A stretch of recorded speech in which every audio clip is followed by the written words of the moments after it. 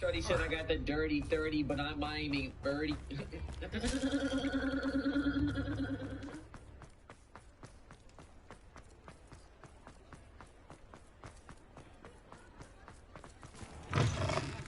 Folks still talk about you taking down that troll in the village circle. You certainly made an impression. Ladies and gentlemen, drawn up, ladies and gentlemen, drawn up, ladies and gentlemen. This is a change of pace from our last outing. Don't remind me. The thought of that tent still makes my blood boil. I've been thinking about those poor dragons in the fighting ring. The collars they were wearing, they appeared to be goblin silver. I think a collar is precisely what we found at that poacher camp. I've never known poachers to use anything like that before. The dragon that attacked my carriage was wearing one. And Professor Fig was genuinely baffled by its behavior. That attack always did strike me as a little strange, seemingly coming out of nowhere. Surely you aren't suggesting that the collars somehow control the poor creatures? Exactly. Merlin, I don't think the dragon we set free was wearing a collar, but we should check. And if we can find her, we can return her egg.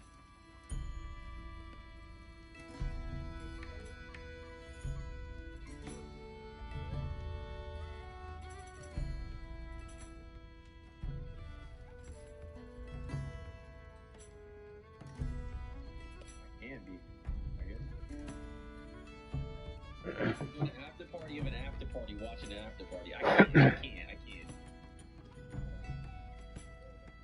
Maybe me watching Scuff watch the game. That's a good idea. That's a lot. We need to see this through. I'll start looking into it right away. There was something else that I wanted to discuss with you. I didn't want to press it before. It seems I may have caused you more trouble with Victor Rookwood. Why is he after you? I muted it. I think you're copyrighted.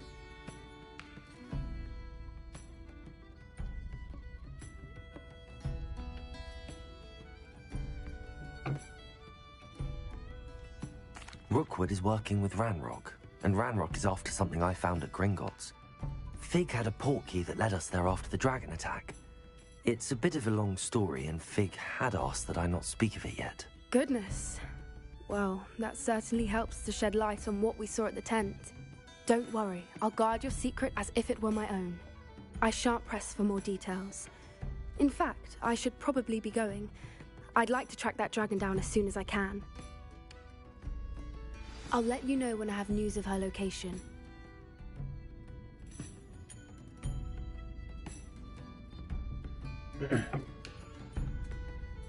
I'll say it again. Can't thank you enough for helping to save the village from those trolls.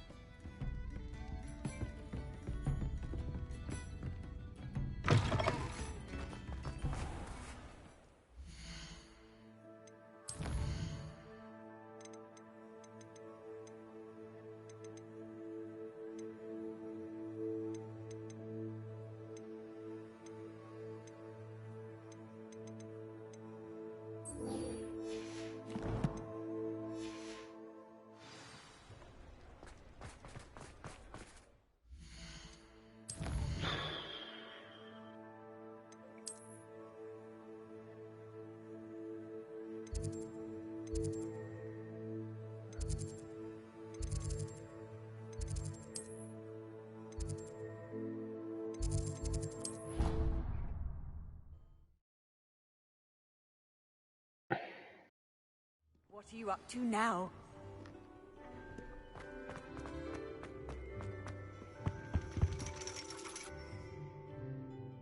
So frustrating.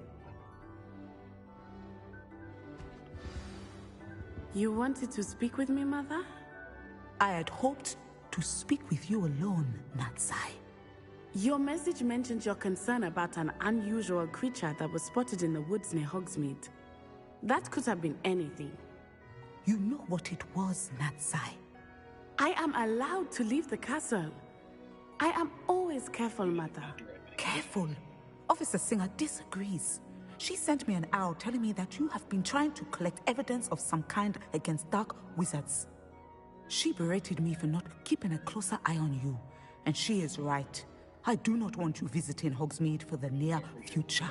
But Mother! My little gazelle, you are well-intentioned, But you must not meddle in the affairs of dangerous people. If someone had meddled in Matabeleland, Father would still be with us. I must get to class. Perhaps your friend can get you to listen to reason. The kids brought it out to us. Remember that? So frustrating. They brought the nuke to us. She never listens to me. She called you her little gazelle. All they had to do was just leave it. Is that a term of endearment where you're from? It is specific to me. I am the unusual creature in Hogsmeade she mentioned. Self-transfiguration is not taught at Hogwarts, so I am gently discouraged from practicing it. However, I am an animagus, and it is in my gazelle form that I have been able to wander the Highlands rather freely until now, much to my mother's chagrin. That is how I managed to spy on Rookwood and Harlow. They were up 150 to 60 and lost. Were you born an animagus, or did you learn to become one? Animagi are not born. The process is quite elaborate. It involves holding a mandrake leaf in one's mouth for an entire month, then placing the leaf in a crystal phial so that it is imbued with moonlight, then adding one of your own hairs. And that is just the beginning. Self-transfiguration is common among students at Wagadu, but Professor Weasley considers it much too dangerous to teach at Hogwarts. Can you choose what form your animagus will take? Oh no, a person's animagus form is determined by their personality. My mother is convinced that my form is a gazelle because I adapt well to any situation. I believe it is because I can sense danger and keep my wits about me. How does it feel to transform into an animal? Well, the first time it can be a bit unnerving. I felt a kind of searing pain and a strong double heartbeat. But it gets easier the more you do it. I no longer feel any pain, and I must say, I find a sense of comfort in the double heartbeat. And I love being able to view the world from a different perspective.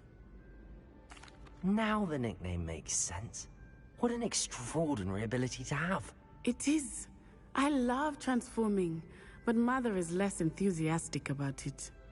She says that no creature, especially one as rare as a gazelle, should be bounding about where poaching has become so prevalent.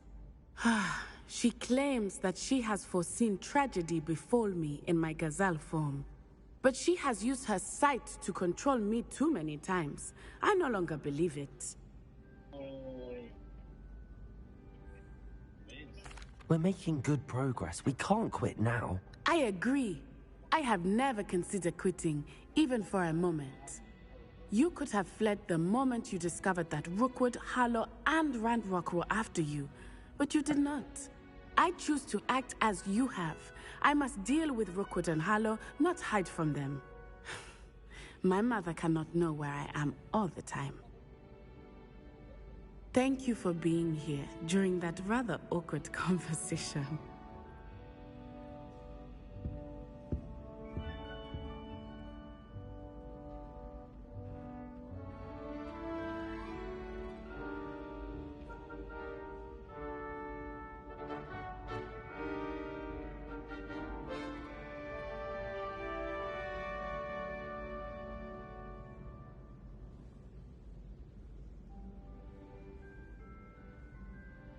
Does no one push that?